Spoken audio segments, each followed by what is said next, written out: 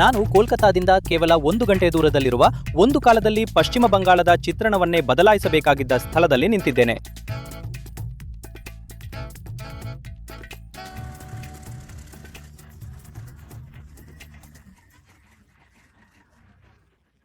ಎರಡು ದಶಕಗಳ ಹಿಂದೆ ಈ ಸ್ಥಳವು ವಿಶ್ವದ ಅಗ್ಗದ ಕಾರು ಟಾಟಾ ನ್ಯಾನೋದ ತಾಣವಾಗಬೇಕಿತ್ತು. ಇಂದು ನನ್ನ ಕ್ಯಾಮ್ರಾ ಪರ್ಸನ್ ನಿಮಗೆ ತೋರಿಸುವಂತೆ ಇದು ಕೇವಲ ಹಸಿರು ಮತ್ತು ಬೂದು ಬಣ್ಣದ ಒಂದು ಶಾಂತವಾದ ವಿಶಾಲವಾದ ಪ್ರದೇಶವಾಗಿದೆ. ಈಗ ನೀವಿಲ್ಲಿ ಈ ಗಡಿ ಗೋಡೆಯನ್ನ ನೋಡಬಹುದು. ಖಂಡಿತ ಈಗ ಇದು ಪೂರ್ಣ ಗಡಿ ಗೋಡೆಯಂತಿಲ್ಲ, ಅದರ ಕೆಲವು ಅವಶೇಷಗಳು. ಇದು ನ್ಯಾನೋ ಅಥವಾ ಟಾಟಾ ಮೋಟಾರ್ಸ್ ಪ್ರಾಜೆಕ್ಟ್ನ ಸಂಪೂರ್ಣ ಪ್ರಾಜೆಕ್ಟ್ ಭೂಮಿ.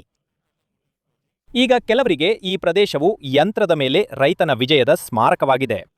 ಇತರರಿಗೆ ಇದು ಬಂಗಾಳದ ಕೈಗಾರಿಕಾ ಭವಿಷ್ಯವನ್ನ ಹೂಳಲಾದ ಸ್ಥಳವಾಗಿದೆ. ಈಗ ನಾವು 2026ರ ಚುನಾವಣೆಗಳತ್ತ ಸಾಗುತ್ತಿರುವಾಗ ಈ ಚರ್ಚೆಯು ಒಂದು ದಿನವೂ ಹಳೆಯದಾಗಿಲ್ಲ. ಪ್ರಧಾನಿ ಮೋದಿ ಜನವರಿಯಲ್ಲಿ ಇಲ್ಲಿದ್ದರು ಮತ್ತು ಅವರು ಇದನ್ನು ಬಂಗಾಳದ ಕೈಗಾರಿಕಾ ಸ್ಮಶಾನ ಎಂದು ಕರೆದರು.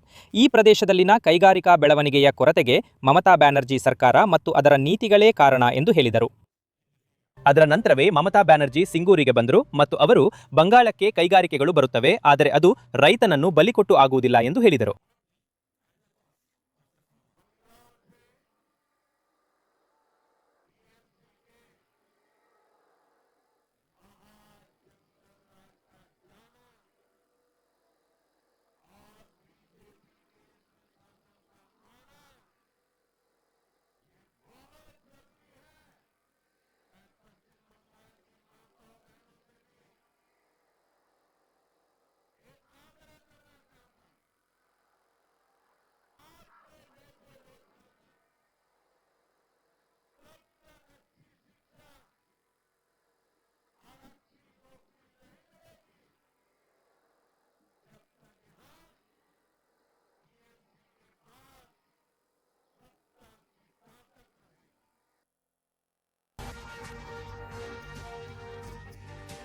ನನ್ನ ಹೋರಾಟದ ಒಂದು ದೊಡ್ಡ ಭಾಗ ಅಂದ್ರೆ 2006ರಿಂದ 2008ರವರೆಗೆ ನಾನು ಸಿಂಗೂರಿನ ಮಣ್ಣಿನಲ್ಲಿ ಬಹಳ ದಿನಗಳನ್ನು ಕಳೆದಿದ್ದೇನೆ.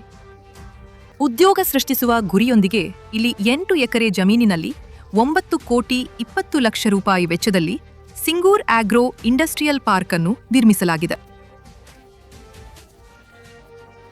ಕೃಷಿಯೂ ನಡೆಯುತ್ತದೆ, ಕೈಗಾರಿಕೆಯೂ ನಡೆಯುತ್ತದೆ. ಕೃಷಿ ಭೂಮಿಯನ್ನ ವಶಪಡಿಸಿಕೊಂಡು ಅಲ್ಲ.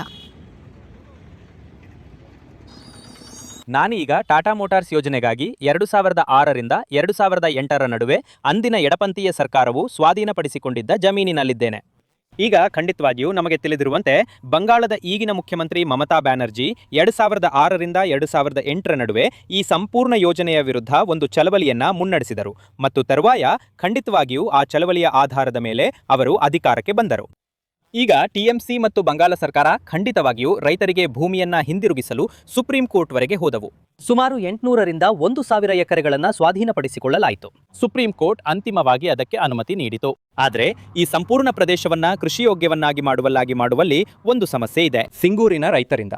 ಅದರಲ್ಲೂ ವಿಶೇಷವಾಗಿ ಆ ಸಮಯದಲ್ಲಿ ಟಾಟಾ ಮೋಟಾರ್ಸ್ ಸ್ಥಾವರಕ್ಕಾಗಿ ತಮ್ಮ ಭೂಮಿಯನ್ನು ನೀಡಿದವರಿಂದ ಅಭಿಪ್ರಾಯವನ್ನು ಪಡೆಯುವುದು ಮುಖ್ಯವಾಗಿದೆ ಮತ್ತು ಈಗ ಭೂಮಿಯನ್ನ ಅವರಿಗೆ ಹಿಂತಿರುಗಿಸಲಾಗಿದೆ. ಹಾಗಾಗಿ ಅಂತಹ ಒಬ್ಬ ವ್ಯಕ್ತಿ ನನ್ನೊಂದಿಗೆ ಇಲ್ಲಿದ್ದಾರೆ. ಅಕ್ಕ, ನಿಮ್ಮ ಹೆಸರೇನು? ಮಂಜು ಅವರೇ, ಹೇಳಿ, ಆ ಸಮಯದಲ್ಲಿ ನೀವು ಎಷ್ಟು ಜಮೀನು ಕೊಟ್ಟಿದ್ರಿ ಮತ್ತು ನಿಮ್ಮ ಸ್ವಂತ ಇಚ್ಛೆಯಿಂದ ಕೊಟ್ಟಿದ್ದ ಅಥವಾ ತೆಗೆದುಕೊಂಡಿದ್ದ? ಹೇಗಾಯ್ತು? ಆ ಜಮೀನನ್ನು ಎಲ್ಲರೂ ಕೊಡ್ತಾರೆ, ಅದಕ್ಕೆ ಕೊಡ್ಬೇಕಾಯ್ತು. ಅವರು ಇದನ್ನ ಮುರಿದು ಹೋದ್ರು. ಆಮೇಲೆ 1.5 ವರ್ಷದ ನಂತರವೇ ಜಮೀನ್ ಸಿಕ್ತು. ಹಾಗಾದ್ರೆ ಈಗ ನೀವು ಮತ್ತೆ ಕೃಷಿ ಶುರು ಮಾಡಿದ್ರಾ? ಇಲ್ಲ. ಯಾಕೆ? ಕೃಷಿ ಹೇಗೆ ಶುರು ಮಾಡಕ್ಕಾಗತ್ತೆ? ಅದರಲ್ಲಿ ಇಟ್ಟಿಗೆ, ಕಬ್ಬಿಣ ಎಲ್ಲ ಹೂತ್ ಹೋಗಿದೆ. ಕೃಷಿ ಹೇಗ್ ನಡೆಯುತ್ತೆ? ಸ್ವಲ್ಪ ದಿನಗಳ ಹಿಂದೆ ಮೋದಿಯವರು ಬಂದಿದ್ದರು. ಅವರು ಹೇಳಿದ್ರು, ಇಲ್ಲಿ ಇಂಡಸ್ಟ್ರಿ ಆಗದೇ ಇರುವುದಕ್ಕೆ ಮಮತಾ ಬ್ಯಾನರ್ಜಿ ಅವರೇ ಜವಾಬ್ದಾರರು. ಮಮತಾ ಬ್ಯಾನರ್ಜಿ ಅವರು ಹೇಳೋದು, ನಾವು ರೈತರಿಗೆ ಮೊದಲ ಆದ್ಯತೆ ಕೊಡ್ತೀವಿ ಅಂತ. ನಿಮ್ಗೇನ್ ಅನ್ಸುತ್ತೆ? ಮಮತಾ ಬ್ಯಾನರ್ಜಿ ತೆಗೆದು ಹಾಕಿದ್ರು. ಯಾಕೆ? ಅದನ್ನೇ ತಾನೇ ನೀವು ಬೇಡ ಅನ್ಲಿಲ್ಲ. ರೈತರಿಗಾಗಿ ಮಾಡಿದ್ರೆ ನೋಡಿ, ಯಾರ ಜಮೀನ್ ಹೋಯ್ತೋ ಅವ್ರೆಲ್ರಿಗೂ ಕೆಲಸ ಸಿಗ್ತಾ ಇತ್ತು. ಈಗ ಅದು ಹೋಯ್ತು, ಏನ್ ಪ್ರಯೋಜನ? ಇರುವ ಮಕ್ಕಳೆಲ್ಲರೂ ಓದುತ್ತಿದ್ದಾರೆ, ಆದರೆ ಅವರಿಗೆ ಕೆಲಸ ಬೇಕಲ್ಲವೇ? ಜನರು ಇಲ್ಲಿ ಕಟ್ತಾ ಇದ್ರು. ಒಂದು ವೇಳೆ ಕಟ್ಟಿದ್ರೆ ಅವರಿಗೆ ಕೆಲಸ ಸಿಗುತ್ತಿತ್ತು. ಆದರೆ ಕೆಲವರು ಸಿಗೋದಿಲ್ಲ ಅಂತ ಹೇಳ್ತಾರೆ. ಎಲ್ಲರೂ ಹೊರಗಿನಿಂದ ಬರ್ತಾರೆ ಅಂತ ಕೂಡ ಹೇಳಿದ್ದಾರೆ. ಈ ಎಲ್ಲ ಕಾರಣಗಳಿಂದ ಅವರು ಹೀಗೆ ಮಾಡಿದ್ದಾರೆ. ಹಾಗಾದ್ರೆ ನಿಮ್ಗೇನ್ ಅನ್ಸುತ್ತೆ? ಬಿಜೆಪಿ ಮಾತು ಹೆಚ್ಚು ಸರಿಯೇ ಅಥವಾ ಟಿಎಂಸಿ ಹೇಳ್ತಿರೋದು ಹೆಚ್ಚು ಸರಿಯೇ? ನೋಡಿ, ಯಾರು ಬರುತ್ತಿದ್ದಾರೋ ಅವರೆಲ್ಲರೂ ಒಂದೇ ಥರ ಇದ್ದಾರೆ. ಹಾಗಾಗಿ ನನ್ನ ಪ್ರಕಾರ ಸ್ವಲ್ಪ ಬದಲಾವಣೆ ಆಗಬೇಕು. ಒಂದ್ಸರಿ ಅವರು ಬರಬೇಕು. ಅವ್ರು ಕೆಲಸ ಮಾಡಿದರೆ ಒಳ್ಳೆಯದು. ನಾನು ರೈತನ ಮಗ. ಆದ್ರೆ ಇಲ್ಲಿ ಕೆಲಸವೇ ಸಿಗುವುದಿಲ್ಲ. ಇದೇ ಕಾರಣಕ್ಕೆ ಜ್ಯುವೆಲರಿಯಲ್ಲಿ ಕೆಲಸಕ್ಕೆ ಹೋಗಿದ್ದೆ. ಬಾಲ್ಯದಲ್ಲಿ ಹೋಗಿದ್ದೆ. 14 ವರ್ಷದಲ್ಲಿ ಹೋಗಿದ್ದೆ. ಅವನು ವಾಪಸ್ ಬಂದಿದ್ದ. ಕಂಪ್ನಿ ಬಂದಾಗ, ಟಾಟಾ ಅವರೇ ಬಂದಾಗ ಒಂದು ಜಮೀನು ಕೊಟ್ಟು ನೌಕರಿ ತೆಗೆದುಕೊಳ್ಳುತ್ತೇನೆ ಎಂದು ಯೋಚಿಸಿದ್ದೆ. ಆದ್ರೆ ಅದು ಆಗಲೇ ಇಲ್ಲ. ಆಕ್ಚುಲಿ ಏನು ಫ್ಯಾಕ್ಟರಿ ಆಗಿತ್ತೋ ಅದರಿಂದ ಜನರಿಗೆ ನಷ್ಟವಂತೂ ಆಯ್ತು. ಯಾರ ಹಣವೂ ಮನೆಯಿಂದ ಬರುವುದಿಲ್ಲ ಅಲ್ವಾ?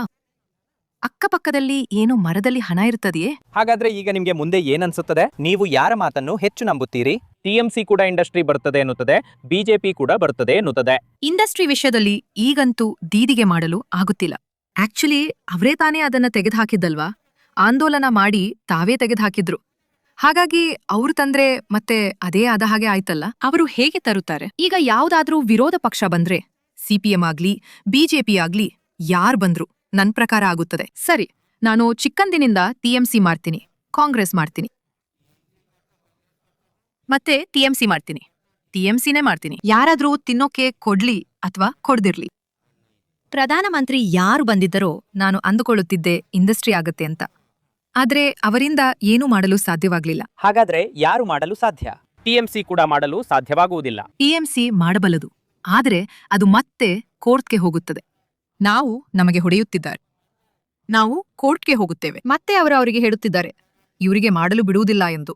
ಅವರು ಮತ್ತೆ ಕೋರ್ಟ್ಗೆ ಹೋಗುತ್ತಿದ್ದಾರೆ. ಹೀಗೆ ಆಗುವುದು. ನಿಮ್ಗೆ ಯಾರ ಮಾತಿನ ಮೇಲೆ ನಂಬಿಕೆ ಇದೆ? ಮೋದಿಜಿ ಅವರ ಮಾತಿನ ಮೇಲೆ ಹೆಚ್ಚಿಗೋ ಅಥವಾ ಮಮತಾ ಅವರ ಮಾತಿನ ಮೇಲೆ ಹೆಚ್ಚಿಗೋ? ಅದು ಯಾವ ರೀತಿಯ ಮಾತು ಅಲ್ಲ. ಯಾಕಿಲ್ಲ? ಎರಡೂ ಸಮಾನ. ಎರಡೂ ಸಮಾನವಾಗಿವೆ. ಎರಡೂ ಸಮಾನವಾಗಿವೆ. ಹೀಗೆ ಯಾಕೆ ಹೇಳ್ತಾ ಇದ್ದೀರಿ? ಮೋದಿಜಿ ಅವರು ಇಂಡಸ್ಟ್ರಿ ಸ್ಥಾಪನೆಯಾಗುತ್ತದೆ ಎಂದು ಹೇಳುತ್ತಿದ್ದಾರೆ, ಮಮತಾ ಕೂಡ ಇಂಡಸ್ಟ್ರಿ ಸ್ಥಾಪನೆಯಾಗುತ್ತದೆ ಎಂದು ಹೇಳುತ್ತಿದ್ದಾರೆ. ಮಮತಾ ಹೇಳಿದ್ದಾರೆ, ಆದ್ರೆ ಏನೂ ಬದಲಾಗಿಲ್ಲ. ಹಾಗಾದ್ರೆ ಏನು ಬದಲಾವಣೆ? ಇದೇ ಬದಲಾವಣೆ. ನಿರುಪಯುಕ್ತ. 26,000 ಮಕ್ಕಳ ಕೆಲಸ ಹೋಯ್ತು. ಪೊಲೀಸರಿಗೆ ಕೆಲಸ ಇಲ್ಲ, ಡಾಕ್ಟರ್ಗಳಿಗೆ ಕೆಲಸ ಇಲ್ಲ, ಶಿಕ್ಷಣದಲ್ಲಿ ಕೆಲಸ ಇಲ್ಲ. ಹಾಗಾದ್ರೆ ಏನಿದೆ? ಮತ್ತು ಮೋದಿಜಿ ಅವರಂತೂ ಹೇಳ್ತಾರೆ, ಅವನು ಹೇಳಿದ್ದಾನೆ ಅಂದ್ರೆ ಅವನು ಬರ್ಬೇಕು ಮತ್ತು ಅದನ್ನು ಕೊಡ್ಬೇಕಲ್ವಾ? ಈಗಂತೂ ತಗೋತೀನಿ ಅಂತ ಹೇಳ್ತಾನೆ, ಮತ್ತೆ ಕೊಡೋದಿಲ್ಲ. ಹಾಗಾದ್ರೆ ಏನಾಗುತ್ತೆ? ಇವನ್ ತಗೋ ಅಂತ ಹೇಳಿದ, ಆದ್ರೆ ಕೊಡ್ಲಿಲ್ಲ. ಹಾಗಾಗಿ ಇಲ್ಲಿ ಸಿಂಗೂರಿನಲ್ಲಿ ತಿಳಿದುಕೊಳ್ಳಬೇಕಾದ ಒಂದು ಬಹುಮುಖ್ಯ ದೃಷ್ಟಿಕೋನವೆಂದರೆ ಯುವಜನರದ್ದು, ವಿದ್ಯಾರ್ಥಿಗಳದ್ದು ಮತ್ತು ಕೈಗಾರಿಕೆಗೆ ಸಂಬಂಧಿಸಿದ ಈ ಸಂಪೂರ್ಣ ಚರ್ಚೆಯ ಬಗ್ಗೆ ಅವರು ಏನು ಯೋಚಿಸ್ತಾರೆ ಎಂಬುದು. ನಾನು ಇಲ್ಲಿನ ಸರ್ಕಾರಿ ಕಾಲೇಜಿನಲ್ಲಿದ್ದೇನೆ ಮತ್ತು ನಾನು ಒಳಗೆ ಹೋಗಿ ಈ ಸಂಪೂರ್ಣ ವಿಷಯದ ಬಗ್ಗೆ ಅವರ ಅನಿಸಿಕೆ ಏನು ಎಂದು ಕೆಲವು ವಿದ್ಯಾರ್ಥಿಗಳನ್ನು ಮಾತನಾಡಿಸಲು ಪ್ರಯತ್ನಿಸುತ್ತೇನೆ. ಹಾಗಾಗಿ ನಾವು ಇಂದು ಏನು ಓದುತ್ತಿದ್ದೇವೆಯೋ ನಮ್ಮ ತಲೆಯ ಮೇಲೆ ಯಾವಾಗಲೂ ಒಂದು ಅನಿಶ್ಚಿತತೆ ಸುಳಿದಾಡುತ್ತೆ. ಅದೆಂದರೆ ಅಂತಿಮವಾಗಿ ನಮಗೆ ಏನಾದರೂ ಸಿಗುತ್ತದೆಯೇ ಎಂಬುದು. ಒಂದು ವೇಳೆ ಇಂದು ನಮ್ಮಲ್ಲಿ ಒಂದು ಕೈಗಾರಿಕೆ ಇದ್ದಿದ್ದರೆ ಅಥವಾ ಇಡೀ ಪಶ್ಚಿಮ ಬಂಗಾಳದಲ್ಲಿ ಕೆಲವು ಕೈಗಾರಿಕೆಗಳು ಇದ್ದಿದ್ದರೆ, ಹಾಗಿದ್ದಲ್ಲಿ ಬಹುಶಃ ನಮ್ಮ ಉದ್ಯೋಗ ಜೀವನದಲ್ಲಿ ಸ್ವಲ್ಪವಾದರೂ ಭದ್ರತೆ ಅಥವಾ ಖಚಿತತೆ ಇರುತ್ತಿತ್ತು. ಏನೆಂದರೆ ಹೌದು, ನಾವು ಇಲ್ಲಿಂದ ನಮ್ಮ ವಿದ್ಯಾಭ್ಯಾಸ ಮುಗಿಸಿ ಏನಾದರೂ ಪಡೆಯಬಹುದು ಎಂದು. ಅದು ಇಂದು ನಮಗೆ ಒಂದು ಅನಿಶ್ಚಿತತೆಯಾಗಿದೆ. ಹೌದು, ನಮ್ಮಲ್ಲಿ ಸಾಕಷ್ಟು ಶಿಕ್ಷಣ ವ್ಯವಸ್ಥೆ ಇದೆ, ಶಿಕ್ಷಣದಲ್ಲಿ ಸಾಕಷ್ಟು ಸುಧಾರಣೆಯಾಗಿದೆ. ಆದರೆ ಶಿಕ್ಷಣದ ನಂತರದ ಹಂತವನ್ನು ನಾವು ಕರಿಯರ್ ಎಂದು ಕರೆಯುತ್ತೇವೆ. ನಾವೆಲ್ಲರೂ ಕರಿಯರ್ ಓರಿಯೆಂಟೆಡ್ ಶಿಕ್ಷಣವನ್ನು ಮಾಡಲು ಬಯಸುತ್ತೇವೆ. ಆದರೆ ಅದರಲ್ಲಿ ಸಕ್ಸಸ್ಫುಲ್ ಆಗೋದು ಬಹಳ ಮುಖ್ಯ. ಅದು ನಮಗೆ ಸ್ವಲ್ಪ ಕಷ್ಟ. ನಿಮ್ಮಿಂದ ಒಂದು ವಿಷಯ ತಿಳಿದುಕೊಳ್ಳಬೇಕಂದಿದ್ದೇನೆ. ಒಂದೆಡೆ ಪ್ರಧಾನಮಂತ್ರಿಯವರಿದ್ದಾರೆ, ಅವರು ಕೂಡ ಸಿಂಗೂರಿಗೆ ಬಂದಿದ್ದರು. ಟಿಎಂಸಿಯ ಕಾರಣದಿಂದ ಇಲ್ಲಿಗೆ ಕೈಗಾರಿಕೆ ಬರಲಿಲ್ಲ ಎಂದು ಅವರು ಹೇಳಿದರು. ಟಿಎಂಸಿ ಹೇಳುತ್ತದೆ ಕೈಗಾರಿಕೆ ಬರುತ್ತದೆ, ಆದರೆ ನಾವು ರೈತರ ಮೇಲೂ ಗಮನ ಹರಿಸುತ್ತೇವೆ. ನೀವು ವೈಯಕ್ತಿಕವಾಗಿ ಯಾರ ಮಾತಿಗೆ ಹೆಚ್ಚು ಮನ್ನಣೆ ನೀಡುತ್ತೀರಿ? ನನಗೆ ರಾಜಕೀಯವೆಂದರೆ ಸ್ವಲ್ಪವೂ ಇಷ್ಟವಿಲ್ಲ.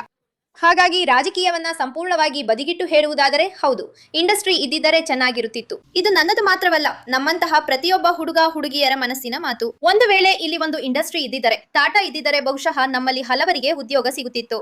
ಆ ಉದ್ಯೋಗದ ಜಾಗವನ್ನ ಕೇಂದ್ರವಾಗಿಟ್ಟುಕೊಂಡು ಬಹುಶಃ ಇನ್ನೂ ಅನೇಕ ಜನರಿಗೆ ಉದ್ಯೋಗ ಸಿಗುತ್ತಿತ್ತು. ಅದು ಯಾವುದೋ ಕಾರಣದಿಂದ ಆಗಲು ಸಾಧ್ಯವಾಗಲಿಲ್ಲ. ಹೌದು, ನಾವು ಓದುತ್ತಿರೋದು ಯಾವುದಕ್ಕಾಗಿ? ಕೊನೆಗೆ ಒಂದು ಉದ್ಯೋಗಕ್ಕಾಗಿ. ಈಗ ನಮ್ಮ ರಾಜ್ಯದಲ್ಲಿ ನೋಡಿದ್ರೆ ಇಂಡಸ್ಟ್ರಿಯ ಪರಿಸ್ಥಿತಿ ತುಂಬಾ ಕೆಟ್ಟದಾಗಿದೆ. ಆ ಜಾಗದಲ್ಲಿ ನಾವು ಈ ಇಂಡಸ್ಟ್ರಿ ಫೀಲ್ಡ್ ಅನ್ನು ಬಿಟ್ಟು ಬೇರೆ ಯಾವುದಾದ್ರೂ ಫೀಲ್ಡ್ ಅಲ್ಲಿ ಜಾಬ್ ನಿರೀಕ್ಷಿಸಬೇಕಾಗಿದೆ, ಅಥವಾ ನಾವು ನಮ್ಮ ಸಬ್ಜೆಕ್ಟ್ ಅನ್ನು ಬಿಟ್ಟು ಬೇರೆ ಅಂದ್ರೆ ಗವರ್ಮೆಂಟ್ ಸರ್ವಿಸ್, ಉದಾಹರಣೆಗೆ ರೈಲ್ವೆ, SSC, ಹೀಗೆ ಅಲ್ಲಿಗೆ ನಾವು ಶಿಫ್ಟ್ ಆಗಬೇಕಾಗಿದೆ. ಯಾಕೆಂದರೆ ನಮ್ಮ ರಾಜ್ಯದಲ್ಲಿ ಇಂಡಸ್ಟ್ರಿ ಇದ್ದಿದ್ದರೆ, ಗರಿಷ್ಠ ಸಾಕಷ್ಟು ಪ್ರಮಾಣದಲ್ಲಿ ಇಂಡಸ್ಟ್ರಿ ಇದ್ದಿದ್ದರೆ ಆಗ ನಾವು ನಮ್ಮ ಫೀಲ್ಡಲ್ಲೇ, ಉದಾಹರಣೆಗೆ ಯಾವುದಾದ್ರೂ ಕೆಮಿಕಲ್ ಇಂಡಸ್ಟ್ರಿ ಇದ್ದಿದ್ರೆ ನಾವು ಕೆಮಿಸ್ಟ್ರಿ ವಿದ್ಯಾರ್ಥಿಗಳು ನಾವು ಅಲ್ಲಿ ಅಪ್ಲೈ ಮಾಡ್ಬೋದಿತ್ತು. ನಮ್ಮ ಕೆಮಿಸ್ಟ್ರಿ ಸಬ್ಜೆಕ್ಟ್ನಲ್ಲೇ ಮುಂದೆ ಹೋಗ್ಬೋದಿತ್ತು, ಸಬ್ಜೆಕ್ಟ್ನಲ್ಲಿ ನಾವೇ ಮುಂದೆ ಹೋಗ್ಬೋದಿತ್ತು. ನಿಮ್ಮ ಪ್ರಕಾರ ಈಗಿನ ಜನರು, ಈಗ ಚುನಾವಣೆ ಬರಲಿದೆ, ನೀವು ಯುವಕರು ಮತದಾರರೂ ಆಗಿರುತ್ತೀರಿ, ನಿಮ್ಮ ಪ್ರಕಾರ ಬಿಜೆಪಿ ಏನ್ ಹೇಳ್ತಾ ಇದೆಯೋ ಮತ್ತು ಟಿಎಂಸಿ ಏನ್ ಹೇಳ್ತಾ ಇದೆಯೋ ಅದರಲ್ಲಿ ನೀವು ವೈಯಕ್ತಿಕವಾಗಿ ಯಾರನ್ನು ಸರಿ ಎಂದು ಭಾವಿಸ್ತೀರಿ ಅಥವಾ ನಿಮ್ಮ ಮತ ಯಾರಿಗೆ? ರಾಜಕೀಯ ದೃಷ್ಟಿಕೋನದಿಂದ ಪ್ರತ್ಯೇಕವಾಗಿ ಹೇಳಲು ಬಯಸ್ತೇನೆ. ಇಲ್ಲಿ ನಾವು ಒಂದು ದೇಶವೆಂದು ಪರಿಗಣಿಸಿದರೆ ಒಂದು ಉದ್ಯಮವನ್ನು ಸ್ಥಾಪಿಸುವುದು ಕೇಂದ್ರ ಸರ್ಕಾರದ ಜವಾಬ್ದಾರಿಯೂ ಆಗಿದೆ. ಅದರ ಜೊತೆಗೆ ಒಂದು ಉದ್ಯಮವನ್ನು ಸ್ಥಾಪಿಸುವುದು ರಾಜ್ಯ ಸರ್ಕಾರದ ಜವಾಬ್ದಾರಿಯೂ ಆಗಿದೆ. ಇಲ್ಲಿ ಇಬ್ಬರೂ ಸಮಾನ ಜವಾಬ್ದಾರಿಯನ್ನು ತೆಗೆದುಕೊಂಡು ಈ ಉದ್ಯಮದ ವಿಷಯವನ್ನು ನೋಡಿಕೊಳ್ಬೇಕು ಅಂತ ನನಗನ್ನಿಸ್ತದೆ. ಸುಮಾರು 20 ವರ್ಷಗಳಿಂದ ಸಿಂಗೂರು ಬಂಗಾಳದ ರಾಜಕೀಯದ ಹೃದಯ ಬಡಿತವಾಗಿದೆ. ಅನೇಕರು ಹೇಳುವಂತೆ ಇದು ರೈತ ಮತ್ತು ಭೂಮಿಯ ಶಕ್ತಿಗೆ ಸಾಕ್ಷಿಯಾಗಿದೆ.